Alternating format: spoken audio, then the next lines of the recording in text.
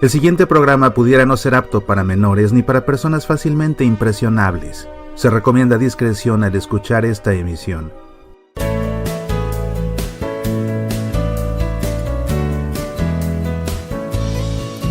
Un reducido grupo de monjas y sacerdotes se encontraron con la mujer en la capilla de una casa una noche de junio. A pesar de que el clima era tibio afuera, se podía sentir un frío recorrer la habitación.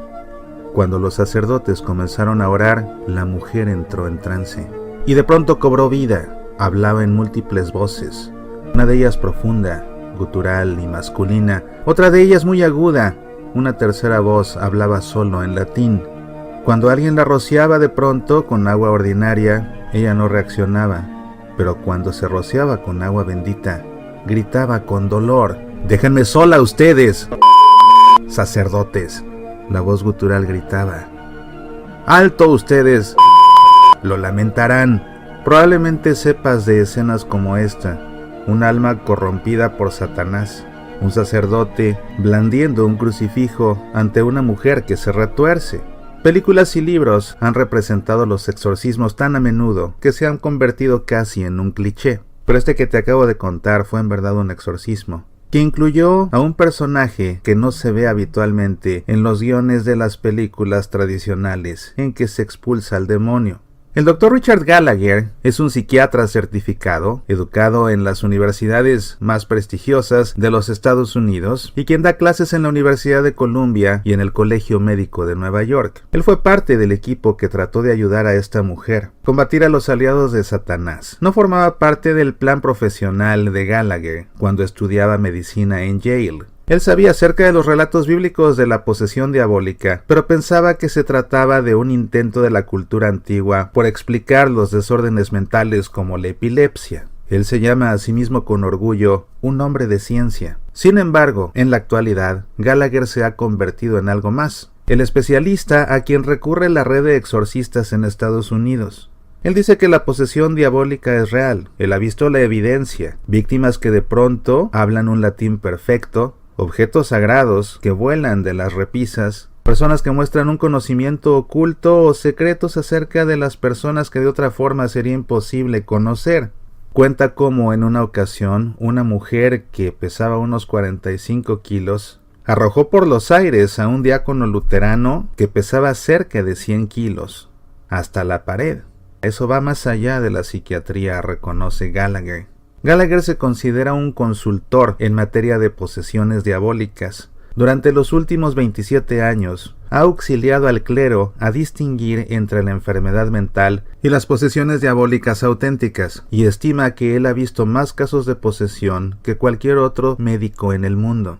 El padre Gary Thomas, uno de los exorcistas famosos en Estados Unidos, en cuyo trabajo se basó la película El Rito, dice que siempre que necesita ayuda, recurre a Gallagher. Es tan respetado en el campo, dice el padre Thomas, además de que no es como la mayoría de los psiquiatras que son o bien ateos o bien agnósticos. Gallagher es un hombre corpulento, que incluso llegó a jugar al baloncesto semiprofesional en Europa. Su apariencia impone, y cuando habla acerca de la posesión, lo hace como si estuviera describiendo el crecimiento de las algas, en un tono seco, clínico, casual. Reconoce Gallagher que la posesión diabólica es rara, pero real. En un ensayo que publicó en el Washington Post, escribió que pasa la mayor parte del tiempo convenciendo a las personas de que no están poseídas, cuando ellas piensan lo contrario. Hay por supuesto algunos críticos que dicen que Gallagher está poseído, pero de sus propias creencias. Opinan que lo que ha atestiguado no son más que trucos de personas que realmente lo que necesitan es terapia, pero no un exorcismo. Sin embargo, uno de los más grandes misterios acerca del trabajo de Gallagher no es lo que él ha visto, sino la forma como él se ha desarrollado. ¿Cómo es que un hombre de ciencia de pronto se ve envuelto en el mundo de las posesiones diabólicas? La respuesta que Gallagher da es concisa: conoció a una reina de Satanás. Se trataba de una mujer de edad mediana que vestía ropas oscuras y tenía los ojos negros como la sombra. Una mujer que resultaba encantadora, incluso atractiva, pero que formaba parte de un culto satánico. Se llamaba a sí misma la reina del culto, pero Gallagher simplemente se refiere a ella como Julia, un seudónimo que le ha dado. Julia se había acercado a un sacerdote, convencida de que ella estaba siendo atacada por un demonio. El sacerdote la envió con un exorcista que llamó a Gallagher para que le hiciera una evaluación mental. Pero ¿por qué es que una adoradora del diablo querría liberarse del demonio? Gallagher explica que la mujer se encontraba en conflicto. Había una parte de ella que quería ser liberada de la posesión. Ella fue la que ayudó a que Gallagher saliera de toda duda. Era uno de los primeros casos que él atendió y esto lo cambió. Gallagher ayudó a conformar un equipo de exorcismo que se reunió con Julia en la capilla de una casa. Objetos comenzaron a volar de los estantes a su derredor. Ella de alguna forma sabía secretos personales de la vida de Gallagher. Por ejemplo, que su madre había muerto de cáncer en los ovarios. O el hecho de que 2 gatos habían peleado afuera de la casa del médico una noche antes de la sesión. Julia encontró la forma de entrar en contacto con Gallagher, aun cuando Gallagher no se encontrara con ella. El psiquiatra se encontraba una noche hablando por teléfono con el sacerdote exorcista de Julia, cuando de pronto ambos hombres escucharon una de las voces diabólicas que provenían de Julia durante los trances, a pesar de que ella no se encontraba en un lugar cercano y ni siquiera en un teléfono a miles de kilómetros de distancia. Gallagher dice que nunca ha tenido miedo. Es escalofriante, dice, pero creo que pertenezco al bando que saldrá victorioso siempre. Además insiste que él permanece del lado de la ciencia. Dice que de ninguna forma trata de adulterar el método científico, que le ayuda a las personas a seguir los hechos hacia donde quiera que estos conduzcan. Habiendo crecido en una familia católica irlandesa en Long Island de Nueva York, Gallagher no prestaba mucha atención a las historias de posesión. Pero cuando comenzó a ver más casos como el de Julia ya como un profesional, su punto de vista comenzó a cambiar. Yo no creo en estas cosas porque sea católico, dice. Yo trato de seguir las evidencias, aunque ser católico puede ayudar. Gallagher creció en el seno de un hogar donde la fe se tomaba en serio. Su hermano más joven, Mark, dice que Gallagher era un prodigio académico con una memoria fotográfica que siempre quería usar su fe para ayudar a las personas. Mark Gallagher cuenta que él y su hermano el psiquiatra tuvieron una niñez sensacional. Su madre y su padre siempre fueron buenos y siempre intentaban ayudar a los vecinos y a los parientes. Su madre era ama de casa y su padre era un abogado que había peleado en la Segunda Guerra Mundial. Él acostumbraba a caminar con su familia con orgullo a la iglesia y le enseñó a sus hijos a siempre ser correspondidos.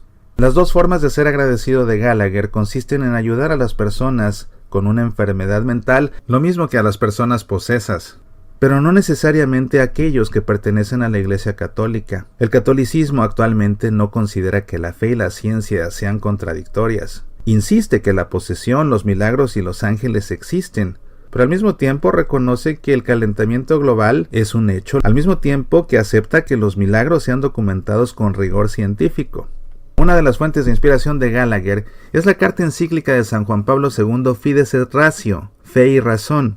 El énfasis de la Iglesia en la fe y la razón puede ser visto en las primeras fases del ritual del exorcismo. El rito del exorcismo fue publicado por vez primera en 1614 por el Papa Pablo V, para poner coto a la tendencia de personas laicas y sacerdotes realizando exorcismos a tontas y a locas en personas que suponían que se encontraban poseídas, tales como víctimas de la peste bubónica. Una de las frases en el rito decía que el exorcista debía tener cuidado en distinguir entre la posesión diabólica y la melancolía, que era una de las formas como se denominaba la enfermedad mental en aquellos tiempos. La Iglesia sabía ya desde entonces que existían los problemas mentales. Decía que un exorcista no podía hacer nada sin la medicina y que ese diagnóstico debía dejársele a los médicos. A médicos, por supuesto, como Gallagher.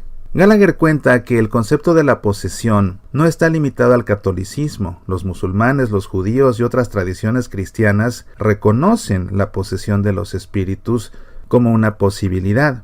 Y no se trata de algo esotérico como algunos pueden pensar. Gallagher dice que él tiene muchos colegas y conoce a otros profesionales de la salud que creen en las posesiones. Uno de ellos es el Dr. Mark Albanese. Él estudió medicina en la Universidad de Cornell y ha ejercido la psiquiatría por décadas. En una carta dirigida a New Oxford Review, una revista católica, el Dr. Albanese defendió la creencia de Gallagher en la posesión.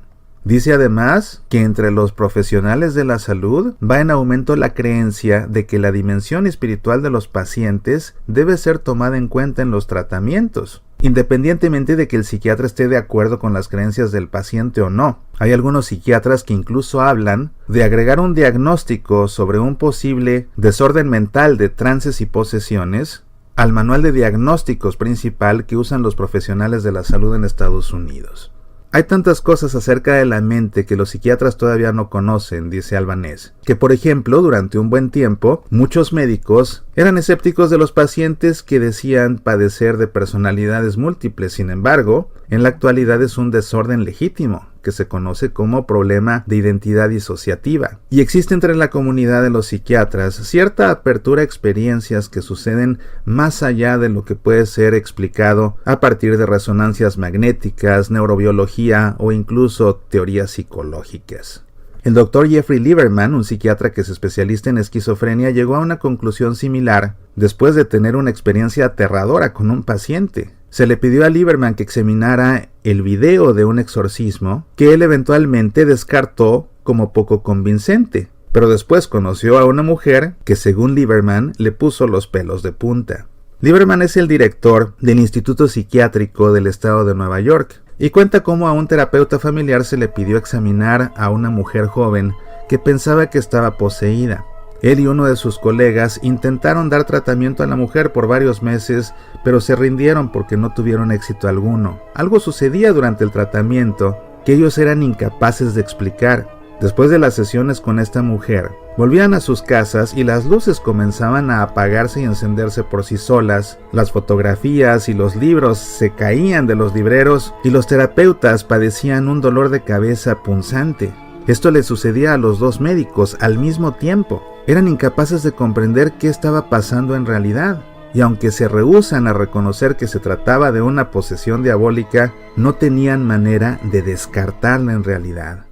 Lo cierto es que no se puede realizar un exorcismo sin haber descartado previamente que la persona supuestamente poseída no padece de una enfermedad mental. Una vez que un médico como Gallagher es capaz de diagnosticar que la persona está mentalmente sana, es entonces posible proceder a realizar el exorcismo. El sacerdote entonces, y solo el sacerdote exorcista, facultado por su diócesis para hacerlo y además entrenado para llevarlo a cabo, sigue el rito del exorcismo, a través del cual, en el nombre de Cristo Jesús, es posible expulsar al demonio o a los demonios que han tomado posesión de una persona.